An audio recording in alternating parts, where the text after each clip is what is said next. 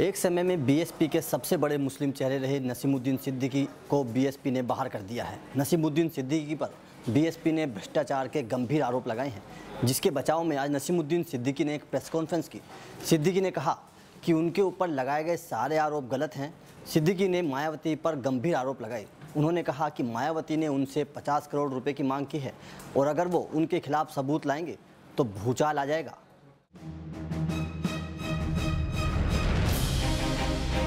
जब मैं बोलूंगा तो भूचाल आ जाएगा। देश के सबसे बड़े राज्य यूपी की राजनीति में ये शब्द फिर सुनने को मिले हैं और इन शब्दों को कहने वाले थे एक समय में बीएसपी के दूसरे नंबर के नेता और हाल फिलहाल में बाहर निकाले गए नसीमुद्दीन सिद्दीकी।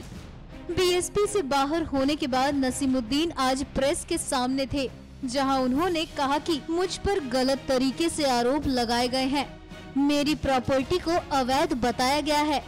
सिद्दीकी ने सतीश मिश्रा पर आरोप लगाते हुए कहा कि वो पार्टी को बर्बाद कर देंगे। मायावती उनके कहने पर काम कर रही है। उन्होंने मायावती पर भी आरोप लगाते हुए कहा कि मुझसे 50 करोड़ रुपए की मांग की गई थी।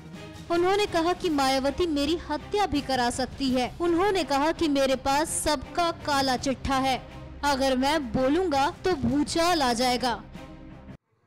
आज मैं जो भी घटनाक्रम हुआ है उस पर थोड़ा पीछे जाकर के पूरी जानकारी आप लोगों को देना चाहता हूं और जो भी कार्रवाई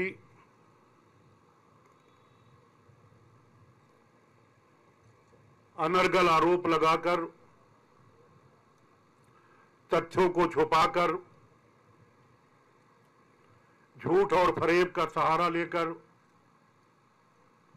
मेरे ऊपर, मेरे बेटे के ऊपर, मेरे साथियों के ऊपर